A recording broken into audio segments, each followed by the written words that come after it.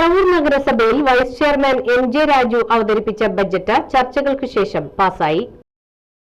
പറവൂർ നഗരസഭയിൽ vice chairman MJ. Raju അവതരിപ്പിച്ച budget ചർച്ചകൾക്ക് ശേഷം പാസായി. പ്രതിപക്ഷാംഗങ്ങളുടെ ഇറങ്ങിപ്പോക്കിനെ തുടർന്ന് ഭരണപക്ഷാംഗങ്ങൾ കൈപൊക്കി ബജറ്റ് പാസാക്കുകയായിരുന്നു.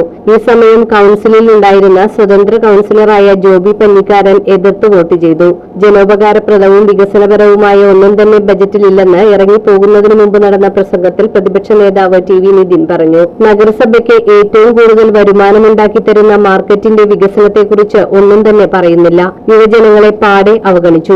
വൃദ്ധജനങ്ങൾക്കും സ്ത്രീകൾക്കും അർഹമായ പരിഗണന നൽകുന്ന ഒന്നും തന്നെ ബജറ്റിലില്ല. നഗരത്തിന്റെ സമസ്ത മേഖലകളും ശാസ്ത്രീയമായി പരിശോധിച്ച് തയ്യാറാക്കിയ മാസ്റ്റർ പ്ലാനിൽ പരാമർശിക്കുന്ന ഒരു നിർദ്ദേശവും ബജറ്റിൽ പരിഗണിച്ചിട്ടില്ല. റവന്യൂ വരുമാനത്തിന്റെ 5% മിച്ചമായി കാണിക്കേണ്ടതുണ്ട്. ഇതുപോലും പാലിക്കാതെ തയ്യാറാക്കിയ ബജറ്റ് നിയമപരമായി നിലനിൽക്കില്ലെന്നും പ്രതിപക്ഷത്തു നിന്നും സംസാരിച്ച അംഗങ്ങളായ എൻ.ഐ. പൗലോസ്, എം.കെ. ബാനർജി, ഇ.ജി. ശശി, ജ്യോതി ദിനേശൻ എന്നിവർ ചൂണ്ടിക്കാട്ടി.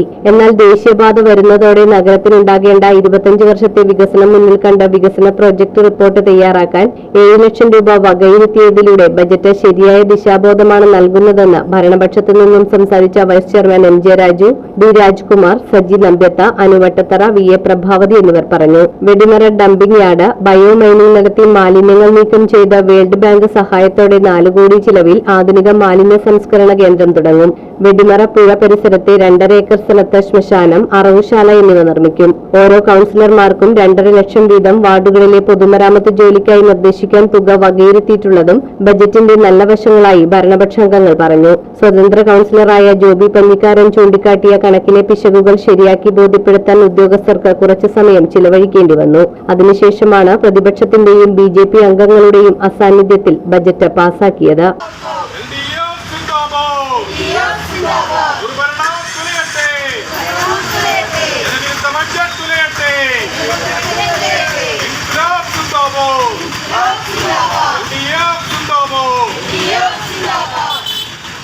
ചർച്ചയായിരുന്നു.